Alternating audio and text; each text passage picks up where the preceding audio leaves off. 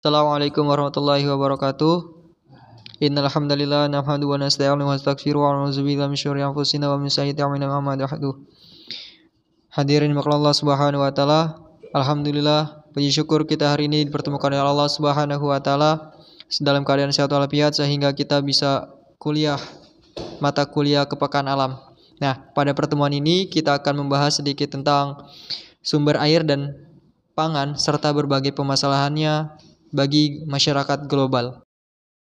Adapun pokok bahasan yang akan kita bahas hari ini ialah sumber air dan permasalahannya, yang kedua sumber pangan serta pengolahan lahan. Mari kita masuk ke pembahasan pertama, yakni tentang definisi sumber daya air. Sumber daya air memiliki definisi ialah sumber air dan daya air yang terkandung di dalamnya. Adapun sumber air memiliki definisi tempat atau wadah air alami atau air buatan yang terdapat di tanah ataupun permukaan tanah. Adapun definisi daya air ialah potensi yang terkandung di dalam air tersebut.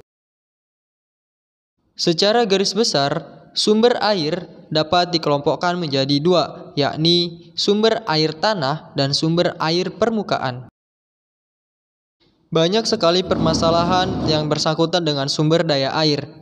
Di antaranya yakni pencemaran sumber air, pertumbuhan perkotaan, kekeringan, pengudulan hutan, dan penambangan secara ilegal. Lalu bagaimana dengan pengolahan air? Pemerintah dengan Undang-Undang Nomor 7 Tahun 2004 mengelompokkan berbagai pengolahan sumber daya air, yakni pengolahan sumber daya air adalah upaya merencanakan, melaksanakan, memantau, dan mengevaluasi penyelenggara konversi sumber daya air, pendayagunaan sumber daya air, dan pengendalian daya rusak air. Dengan berbagai permasalahan yang telah terjadi, maka pemerintah Indonesia mengambil langkah untuk mengurangi permasalahan air tersebut. Di antara langkahnya yakni pembangunan bendungan, usaha menjamin ketersediaan air, kualitas dan aliran air, yakni dengan menjaga kualitas air itu sendiri dari pencemaran-pencemaran yang ada dan membuat berbagai macam aliran air supaya sebagai bentuk pengendalian dari banjir. Nah, yang terakhir adalah pengendalian banjir, yakni berhubungan dengan aliran air yang akan dilewati oleh air itu sendiri menuju ke laut-laut agar tidak terjadi banjir. Cukup sekian pembahasan tentang sumber daya air dan permasalahannya dan juga upaya pemerintah untuk menanggulangi kerusakan sumber daya air ini. Selanjutnya kita akan beralih ke materi tentang pangan dan pengolahannya. Pertama, kita akan membahas tentang definisi dari sumber pangan.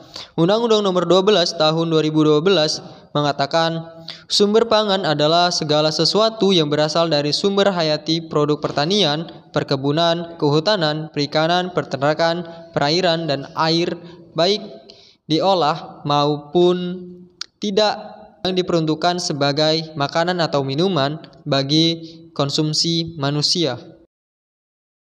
Secara umum, jenis-jenis sumber pangan terbagi menjadi 4 jenis, yaitu gandum, diantaranya beras putih, beras merah, dan lain sebagainya.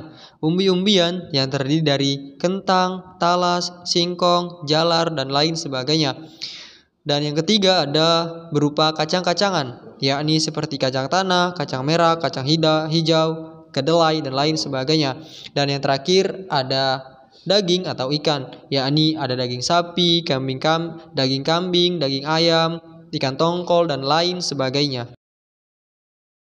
Pengolahan lahan memiliki arti suatu proses untuk mengubah sifat tanah menggunakan alat pertanian sedemikian rupa sehingga diperoleh lahan pertanian yang sesuai dengan kebutuhan, yang sesuai dengan jenis tanaman.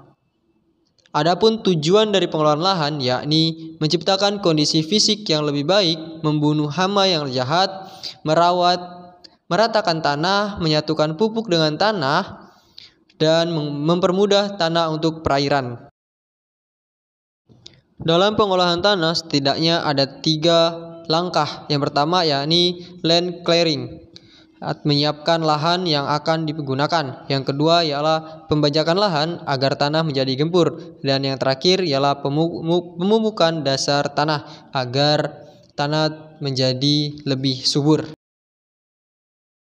Nah, teman-teman, itulah pembahasan terkait dengan sumber daya air dan sumber pangan beserta permasalahannya.